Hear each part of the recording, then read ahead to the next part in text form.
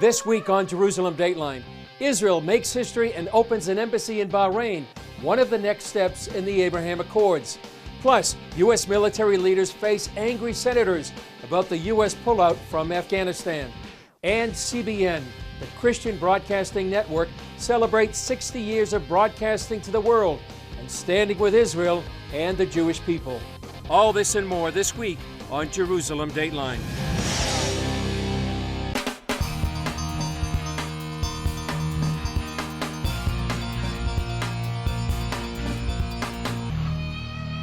Hello and welcome to this edition of Jerusalem Dateline. I'm Chris Mitchell. Despite growing chaos in the Middle East, the Abraham Accords are moving forward. The most recent step strengthens historic ties between Israel and Bahrain. Foreign Minister Yair Lapid made the first official visit to Bahrain by an Israeli minister since last year's historic signing at the White House. This is an historic moment, and a reminder that history is made by people who know history, people who love and respect history, but also ready to change and make history. Lapid spoke in the capital city of Manama to inaugurate the new Israeli embassy and sign agreements with his Bahraini counterpart, Abdulatif al-Zayani.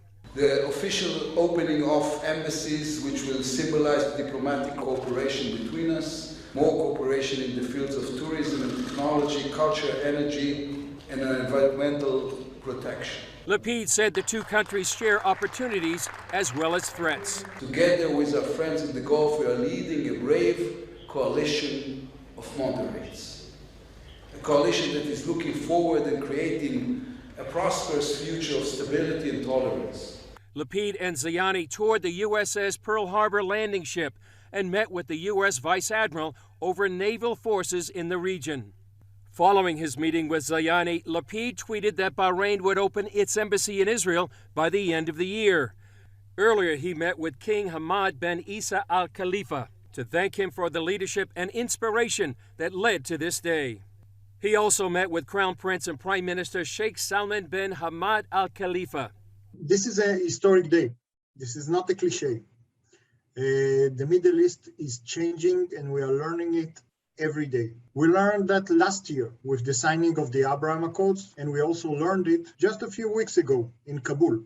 I don't see the embassy's importance just as a diplomatic mission. No, I see that Foreign Minister, His Excellency Yair Lapid's visit to Bahrain, opening the embassy, is also the start of the warm relations among people of both countries. Prominent Bahraini journalist and author Adia Ahmed Al-Sayed says even though both countries face Iran as a common threat, that's not what brings them together. What brought us together is that we are a community. This is a Middle East. Embracing each other, coming together, having relations also enables you to fight a common enemy. We don't need wars in the region. We need to fight ideologies. After Lapid's landing in Manama, a Gulf Air flight departed for Tel Aviv, initiating direct flights between the countries. Greeted with a water salute, the pilot was As-Sayed's husband. He's quite excited. He kept on telling me that I used to always go around Israel, but today I will land there. I think the feelings I have is not because he's my family and my partner, my husband, but it's the feeling of any Bahraini who wanted to be on that flight today, because this is how warm relations start. From Bahrain to New York City, for the first time in more than a decade, an Israeli prime minister not named Netanyahu delivered Israel's address to the annual UN General Assembly. In his first speech on the world stage, Prime Minister Naftali Bennett struck similar themes as his predecessor did. Like Benjamin Netanyahu before him, Naftali Bennett called on the world to pay attention to Iran and its threat to the Jewish state. Israel is quite literally surrounded by Hezbollah, Shia militias, Islamic Jihad, and Hamas. What do they all have in common? They all want to destroy my country, and they're all backed by Iran. Iran seeks to dominate the region and seeks to do so under a nuclear umbrella. Bennett's main priority? Stopping Iran's nuclear program, and he wants international help to do it.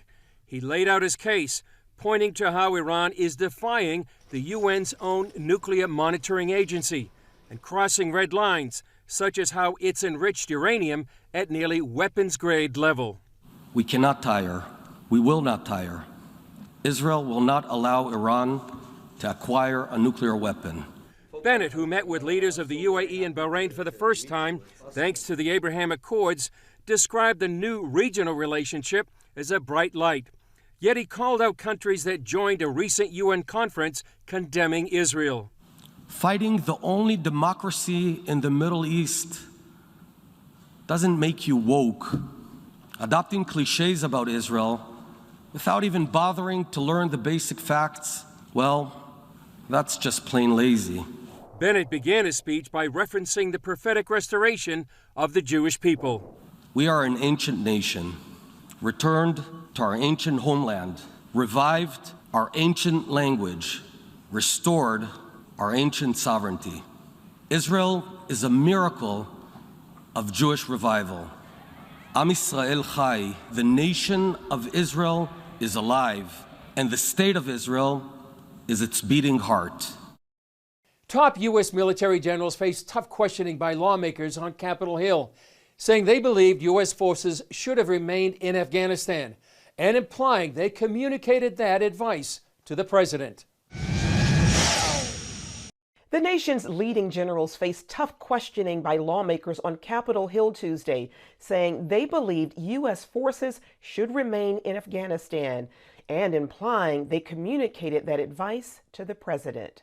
The chairman of the Joint Chiefs of Staff testifying that he believed it necessary to maintain U.S. troop presence ahead of the withdrawal, offering a differing account from President Biden's statements. My assessment was back in the fall of 20, and it remained consistent throughout, that we should keep a steady state of 2,500, and it could bounce up to 3,500, maybe something like that, in order to move toward a negotiated, gated solution. Did you ever present that assessment personally to President Biden?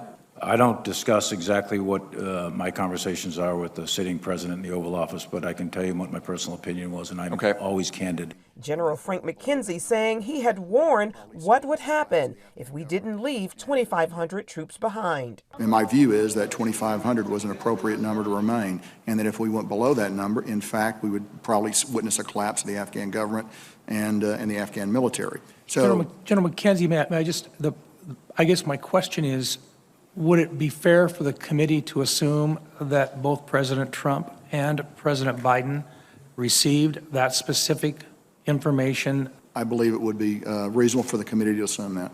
That contradicts President Biden's statements in an interview with ABC News last month. Your military advisor did not tell you, no, we should just keep 2,500 troops. It's been a stable situation for the last several years. We can do that. We can continue to do that.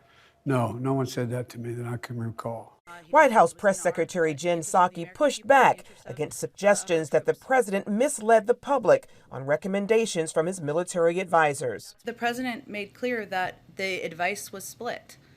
He didn't outline what every individual conveyed to him in private advice. Michael O'Hanlon of the Brookings Institution weighed in on the issue on CBN's Faith Nation. The central reality is we didn't have to lose Afghanistan in the first place. We didn't have to decide to leave in April. And Mr. Biden's team did not recommend that we depart when he made that decision back in the spring. Coming up, shining a spotlight on persecution around the world on people of faith.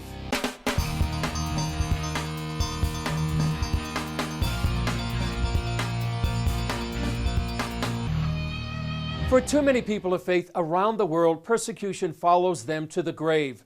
We're shining a spotlight on the abuse, and despite international and domestic laws that protect the ability of Christians and people of all faiths to bury their dead according to their beliefs, sometimes whole cemeteries are exhumed or razed, oftentimes as an affront to already persecuted communities. Jennifer Wishon has more on this abuse. In countries around the world where Christians and many other religious minorities face persecution, often their abuse doesn't even end when they die. The destruction of cemeteries in many countries only adds to the trauma of families. And for more on these atrocities being committed, I'm joined by USCIRF Vice Chairman Nuri Turkel. Thank you so much for being with us. You know, I think for anyone who studied World War II, we know about the Nazis using Jewish headstones for construction projects. And we know the grief that certainly caused these communities that were already facing so much. But this is a problem that is happening today. I know from your fact sheet, just last year in Egypt, there was a Coptic Christian, a young boy who died, whose body was exhumed because some of the Muslim folks in the area didn't want a Christian buried in their predominantly Muslim cemetery. This is happening today. Tell us about this problem. The cemeteries is a last connection that the group of religious minorities have to connect with the passing relatives or loved ones.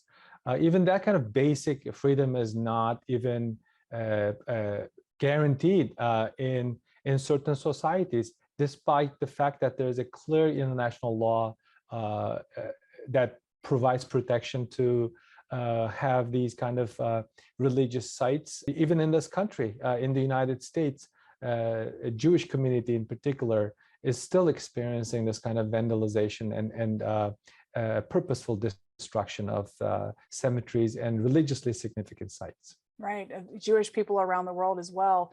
And you know, you and I have talked a lot about the genocide currently taking place against the Uyghur people in China. Give us a sense of what they're facing in terms of their burial grounds today. At least 100 Uyghur cemeteries have been destroyed since 2018. And this includes the cemetery, sadly, where my maternal grandparents buried. Destroyed cemeteries, some of them have been used for commercial purposes, such as paid parking lots, public parks. For families like yours who've been affected by this, what is the trauma like to know that your loved ones are paved over, that their burial grounds in some cases are just, they're gone forever? Yeah, it's hard to describe how traumatic and sad the circumstances that these people, including my own, have gone through. While you're alive, you're persecuted because of your religious belief, because of your race, ethnicity, way of life. And then once you die, they don't even leave you alone. So this is how it's so difficult to explain the tragic nature of the tormented psychological circumstances that these irresponsible governments have put religious minorities through. Vice Chairman Turkel, thank you so much. Thank you again for having me on. Up next, an $18 million gift to Christian missionary doctors serving Africa's most needy.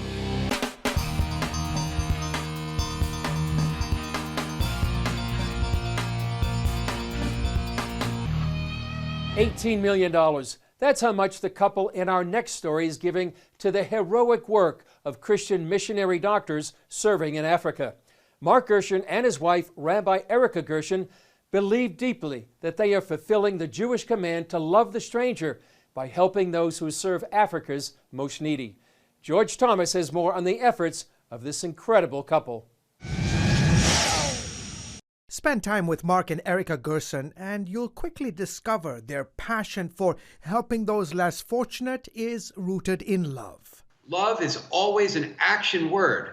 When we commit to loving somebody or something, it means that we have to do something to manifest that love. Mark is a New York-based entrepreneur and philanthropist. His wife, Erica, is a Jewish rabbi.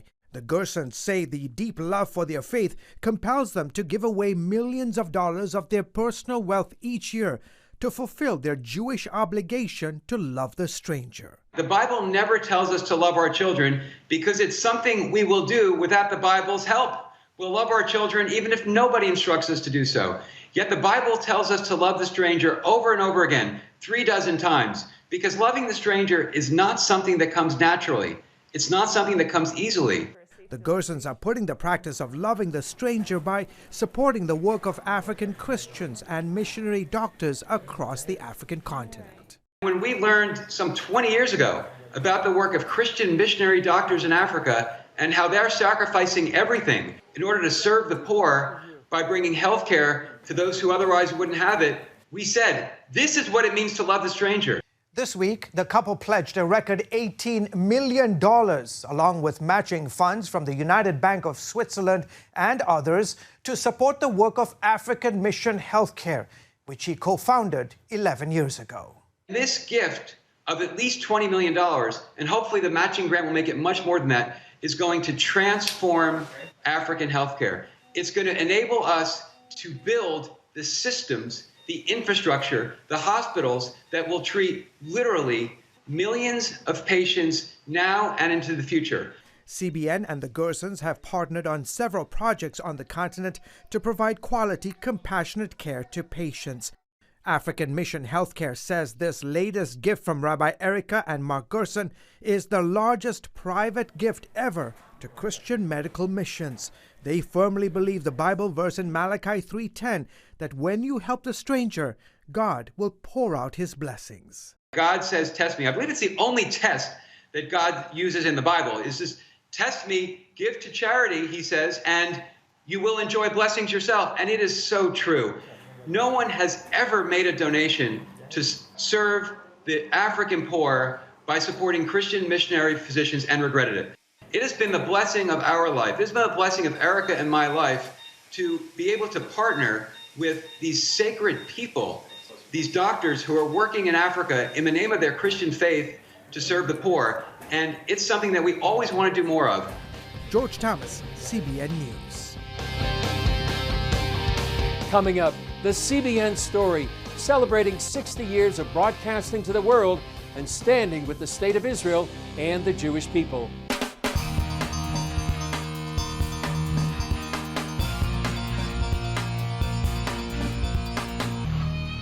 On October 1st, 1961, CBN, the Christian Broadcasting Network, went on the air in a small TV station. Now, 60 years later, CBN is broadcasting around the world. Throughout these 6 decades, one of the pillars of CBN has been its commitment to the State of Israel and the Jewish people. It began with a commitment and a vow from CBN's founder, Pat Robertson. While Superbook took the gospel to Japan, CBN prepared to go on the air in the Middle East. For decades, Pat had always felt a connection to one nation in particular. On June 5th, 1967, the Six-Day War began, and Israel would reunite Jerusalem under Jewish rule for the first time in 2,000 years. On the same day, CBN broke ground on the renovations for the old studio at WYAH. Israel is the chosen people. They are the chosen nation. And so in 1967, for CBN to break ground at the same time the Six-Day War was for that enormous significance that the two are now tied together. That bond was strengthened when Pat traveled to Israel in 1974 to interview Prime Minister Itzhak Rabin. What would you ask of the United States?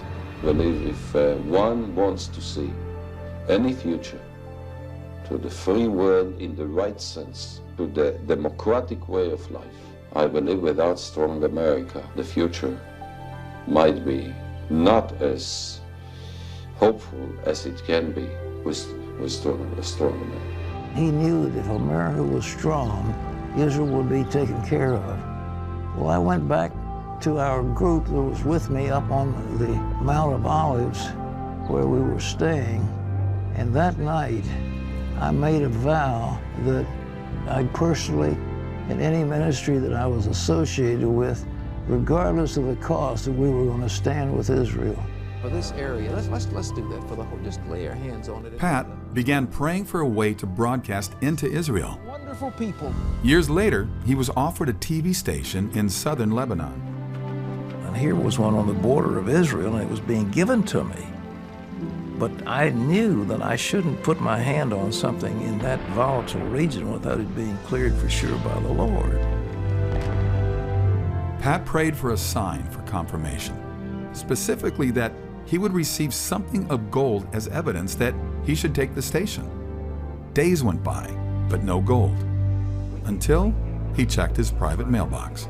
Inside, there was a letter, and there was several pictures of gold coins, 24-karat gold, struck in a mold by Pablo Picasso. And he said, I want to make these available to CBN. That was the evidence. So I said, all right, we've heard from the Lord. So we got the station. Pat Robertson, in the name of Messiah Jesus, I'm pleased to hand you the keys to Jesus Star of Hope television station right here in the Holy Land. Spring of 1982, Middle East Television, a CBN-owned and operated Channel 12 TV station, was put on the air. With access to 12 nations in the region, METV used popular programming like NFL football, soccer, and the hit TV show Touched by an Angel to attract viewers. People then stayed tuned for the 700 Club. METV was the pioneer. Nobody was doing that, and it had awesome impact among the Arab-speaking population to the north towards Lebanon and to the east of Syria and Jordan and across Israel. For us here in the Jerusalem Bureau, it's been a privilege to serve with Pat Robertson and stand with Israel and the Jewish people. If you'd like to see the entire CBN story, you can log on to cbn.com. Well, that's all for this edition of Jerusalem Dateline. Thanks for joining us. Remember, you can follow us on Facebook, Twitter, Instagram, and YouTube. And you can also access CBN content through our CBN News and other CBN apps. And don't forget to sign up for our email blasts so you can continue to receive all of our exciting CBN content. I'm Chris Mitchell. We'll see you next time.